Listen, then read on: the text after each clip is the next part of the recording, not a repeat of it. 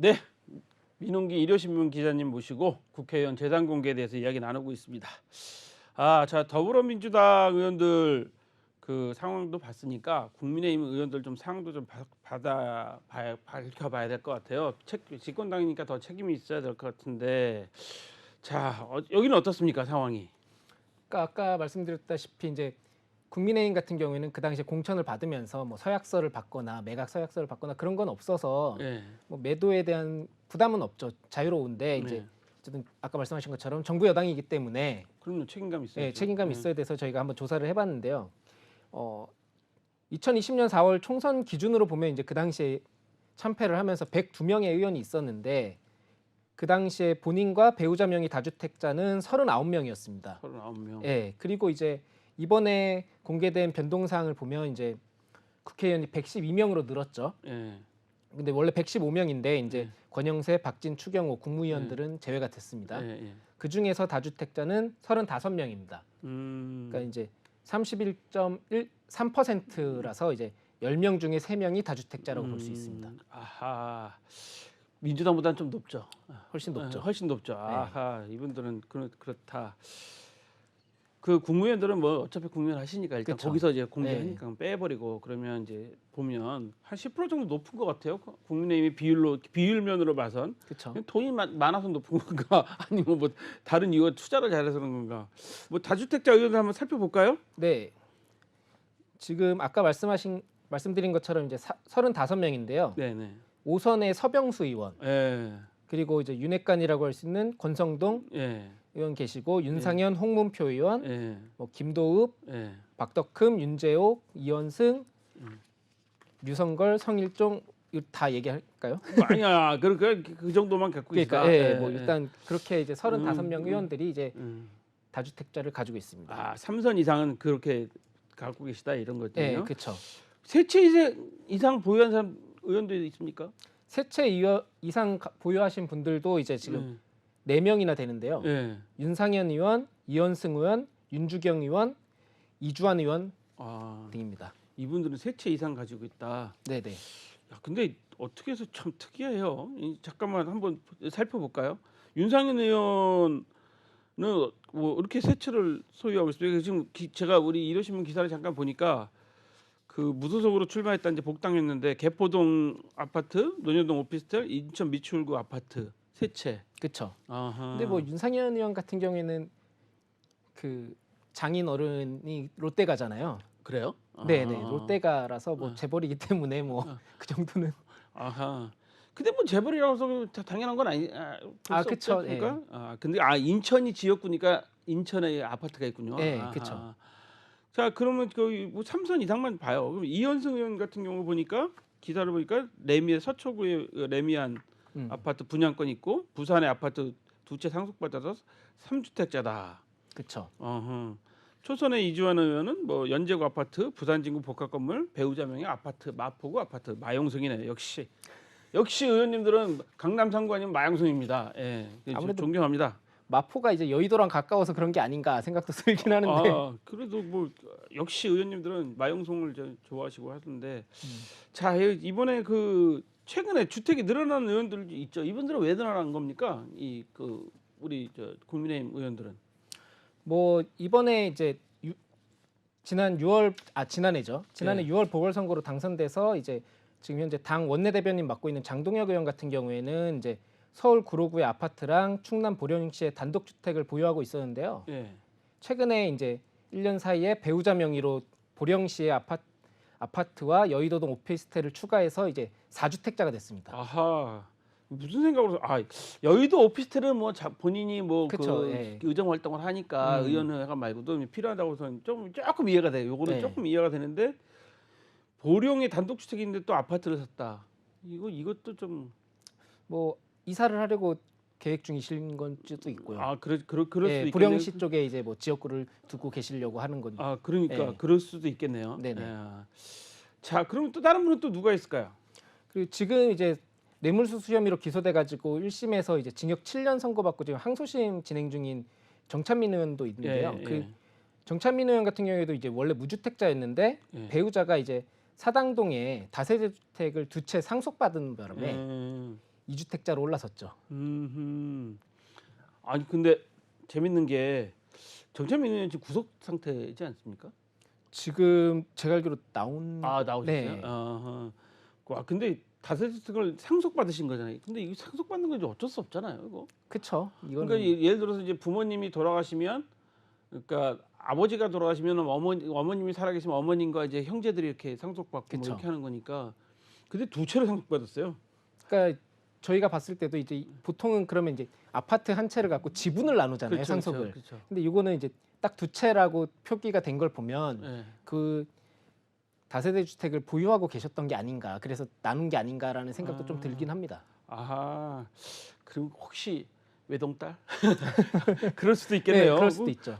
여러 가지 뭐 우리가 뭐 이거를 뭐 이분들을 사실 의원님들을 이렇게 비웃거나 그러려는 게 아니라 국민들이 좀 알고 계셔야 되는 부분들이 있을 것 같아요. 그리고 또 이렇게 저희가 말씀을 드려야지, 저희 경제 방송이잖아요. 또 그러니까 부동산에 대해서 또 우리 시청자분들도 관심 갖고 계신데, 의원들은 도대체 어디에 투자를 좀 많이 했는가 뭐 이렇게 알고 아시라고 지금 이 방송을 하고 있는 겁니다. 뭐 의원님들이나 국회에 뭐 어디 비아냥거리거나 그런 것이 아니라 정확한 정보를 드리고 우리도 어떻게 해야 될 거고, 또 이렇게 방송함으로써 의원님들도 내가 이 부동산 투자할 때는 정말 신중해야 되겠다. 많은 국민들이 쳐다보고 있다. 경제 방송에서도 이렇게 눈을 불아래 보고 있다라는 걸 좀 아셔야 된다는 차원에서 하는 거니까, 공익적인 목적으로 하니까 뭐 그렇게 뭐 불만은 없으실 것 같은데 지금 잠깐 보면 매각하신 의원도 있어요. 뭐 무주택자. 근데 가만 여기 보니까 지금 매각하신 의원도 있고 무주택자 의원도 있네요. 근데 안철수 의원이 무주택자야. 네, 지금 말씀드린 것처럼 이제 1주택자가 되신 분이 있는데 네. 그게 이제 박근혜 정부에서 통계청장을 하셨던 예, 예. 유경준 의원 있잖아요. 그렇죠. 그분이 이제 원래 당초에 서울 잠원동의 아파트랑 이제 세종시의 아파트를 한 채씩 보유하고 있었는데 세종시 아파트를 매각하면서 이제 1주택자가 됐습니다. 아하. 이게 유경준 이 통계청장님은 제가 페이북 친구거든요. 제가 제일 자세히 좀 이렇게 보는데, 그 세종시 아파트는 아마 그 공무원이니까 그쵸. 통계청이 대전이 있잖아요. 네, 그러니까 그때 아마 분양 받으셔서, 그러니까 우리 추측입니다. 예. 그러니까 한 주택을 이제 팔자 이렇게 그쵸. 하신 것 같고. 근데 안철수 의원, 뭐 이태규 의원, 뭐 이분들 다 무주택자예요. 안철수 의원 돈이 몇천억이라는데 어떻게 무주택자죠? 지금 이제 국민의힘에서 무주택자로 이름을 올리고 있는 의원들 같은 경우에는 이제 안철수 의원과 이태규 의원, 그리고 강대식, 김웅, 박대수, 신원식, 안병길, 태영호 8명 의원이거든요. 예. 그러니까 아까 국민의힘이 112명이라고 했으니까 그죠. 10%가 안 되는 7.1% 비율이죠. 10명 중에 한 명이 안 되는 거죠. 어허. 근데 안철수 의원 같은 경우에 이번에 재산을 신고했을 때 1,347억이라고 해가지고 예. 이번에 1위를 차지했거든요. 그렇죠. 근데 이제 무주택자고, 근데 주식 그걸 보면은 안랩. 1,240억 원이 예. 안랩 주식이 있기 때문에 대부분을 차지하죠. 그럼 100억, 그래도 107억 정도가 지금 나머지 그쵸. 예금이나 다른 재산이란 거죠. 부동산이 예. 없으니까. 그렇죠. 음. 그렇고 그러니까 따지고 보면은 어머니가 보유하신 아파트나 땅은 있는데 이제 예. 안철수 의원이나 안철수 의원 부인의 명의로 된 아파트는 없는 거죠. 그러니까 어머님 명의로 돼 있는 부동산은 있는데, 예. 그거는 뭐 어머님 거니까 그쵸. 그걸 어쩔 수 없는 거고. 예, 저희도 기준은 이제 예. 본인과 그러니까 배우자였기 배우자니까. 때문에. 그러니까 어머님이 사신 거니까 어쩔 수 없는데, 그 본인이나 배우자 이름으로 산 아파트나 부동산은 없다. 예. 아하. 안철수 의원 같은 경우에는 그렇게 부동산에 대해서 예. 관심이 없거나 아니면 예. 그런 큰 재테크 수단으로 생각을 안 하시는 것 같더라고요. 그러니까 지난번에 예전에 이제 노원구에서 그렇죠. 의정 활동하셨잖아요. 예. 그 노원구 아파트 같은 경우에도 전세로 들어가셨더라고요. 그리고 지금 그 분당에 지역구를 두시고 있어서 그쵸. 분당에 이제 집을 새로 구했는데 거기도 전세고요. 그래서 부동산에 대해서는 그렇게 뭐 큰 의지가 없으신 게 아닌가. 아하. 우리 같으면 건물 하나 사가지고 그냥 그쵸. 자녀들한테 그 밑에 유리 바닥을 깔아준다고 할 텐데, 안철수 의원이 또 그런 면이 또 있으시네요. 네. 그러니까 이 재산이 뭐 이 안내 주식 조금만 팔아도 그냥 아파트 한 채 사고 안 하거나 그쵸. 건물 하나 살 텐데 안 하시고 계속 그거 하고 계신 거 보면 안철수 의원도 좀 특이하신 것 같아요. 근데 부동산이 없으니까 집이 없으니까 재산세는 안 내십니다. 아, 그런가요? 재산세는 안 내십니다. 이거는 우리가 좀 명확하게 알아야 돼. 이거 재테크하는 사람들이 잘 알아야 되는 그런 것도 있는 것 같고. 아, 그리고 아까 그러니까 무주택자 얘기가 나와서 네. 따로 언급을 안 했는데 아까 민주당 같은 경우에도 무주택자들이 있는데 네. 민주당은 좀 많아서 다 일일이 설명드리기 좀 네. 어렵긴 한데 이제 지금 무주택자가 33명입니다. 어유 33명. 예, 169명의 의원 중에 33명이라 네. 19.5%의 비율입니다. 19.5%. 예. 근데 사실 뭐 이거 좀 저희가 의원님들 그 주택 얘기하다 갑자기 이런 얘기 해서 좀 죄송한데 집이 없다 그러면 예를 들어서 배우자나 네. 가족들은 우리는 왜 집을 안 사요? 노후 준비 안 하세요? 뭐 이럴 것 같기도 한데 어떻습니까? 이분들은 왜 집을 안 사는 거예요? 뭐 초선 의원들도 계시고요. 뭐 네. 중진 의원들도 계시곤 한데 글쎄요. 그분들이 무슨 어떤 의도로 가지고 무주택자 뭐 의정 활동을 오래 하시면 이제 아무래도 뭐 국민들의 눈치를 보고 하다 보면 이제 무주택자로 이제 그냥 남아 있으신 분들도 있겠죠. 뭐. 그렇겠네요. 예. 저 여기 보다 보니까 지금 제가 원고 말고 우리 기사. 김용기 기자님이 쓰신 기사를 좀 보다 보니까 이번에 원내대표 선임된 윤지혁 의원이 서울 송파구 현대아파트, 달서구의 또 아파트, 김도부 의원님이 청파구 잠실 아파트, 부산의 북구 아파트. 그러니까 이분들은 다 자기 지역구에다 집이 한 채 있고 그쵸. 서울에도 한 채 있고 네. 뭐 이러신 경우네요. 박덕흠 의원도 뭐 서울의 삼성동의 아파트, 가평의 단독주택 뭐 이런 식으로 두 채. 그 윤주경 의원 같은 경우에도 처음에 그 부동산 때문에 예. 얘기가 많았었잖아요. 예. 그래서 뭐 저쪽 평창인지 예. 강원도에도 하나 갖고 계시고 예. 뭐 아닙니다. 예, 잘 네네. 잘못하셨군요. 네. 근데 윤주경 의원 말씀 나왔으니까 윤주경 의원님이 윤봉길 의사 그쵸. 그 자손이시잖아요. 네. 그 윤주경 의원도 다주택이네요. 네, 맞습니다. 그것도 좀 특이합니다. 그럼 뭐 제가 양정숙 의원이랑 헷갈렸습니다. 헷갈리셨구나. 양정숙 의원 같은 경우에 2주택인데 예. 둘 다 강남 3구라서 예. 강남 3구의 아파트가 제일 많은 의원으로 이름을 올리고 있죠. 양정숙 의원님. 네네. 강남 상구에만 아파트가 두 채. 네. 살아봐야 아는데. 지금 제가 가만 보면 지금 재선한 뭐 여기 지금 기사 보면 뭐 윤핵관인 이철규 의원도 둔천동 주공 아파트. 그쵸. 여기 지금 재건축하고 있으니까 동해의 아파트. 유성구 의원도 도곡동 오피스텔 대구 아파트. 성일정 의원도 강남 대치동 그다음에 서산 아파트.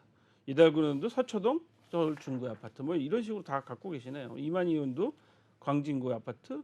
영천의 아파트 뭐 이런 식으로. 네. 그러니까 가만 보니까 지역구 지방의 지역구를 갖고 계신 분들이 지역에 원래 있던 집도 있고 그다음에 서울에도 또 하면서 또 이렇게 집을 그쵸. 하나씩 더 갖고 계시는 이런 경우들이 좀 많은 것 같아요.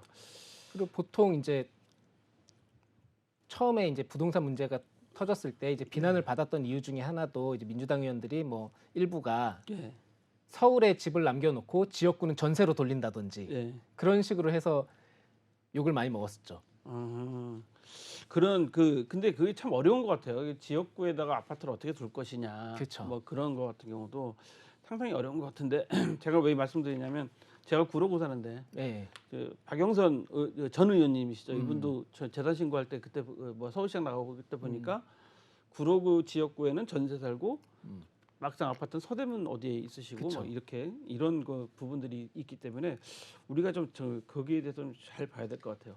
자, 우리 재산 변동 신고 이런 거 막 취재하셨잖아요. 네네. 2020년부터 지금 계속 매년 과연 이분들이 잘 지키고 있는가를 계속 취재하고 계신데 의원들의 항의나 뭐 해명 뭐 이런 거지 많이 받으셨죠. 좀 어느 정도나 강하게 들어와요. 아니 그러니까 몇 분이 계시죠. 몇 분이 계시는데 이제 예. 그분들은 이제 우리가 이렇게 재산 신고를 했지만 이게 뭐 아까 말씀드린 것처럼 뭐 근린생활 시설이라든지 복합 건물이라든지 그런 거에 대해서 이제 차이가 있기 때문에 이건 주택으로 볼 수 없다. 아니면 아까 상속을 받은 거기 때문에 지분의 일부기 때문에 뭐 재산이 아니다. 한 채가 아니다. 뭐 그런 식으로 이제 항의를 하시는 분들도 있고 해명을 하시는 분들도 있고. 근데 어느 정도나 세게 해요? 에피소드 좀 있으면 한 개만 얘기해 줘 보세요.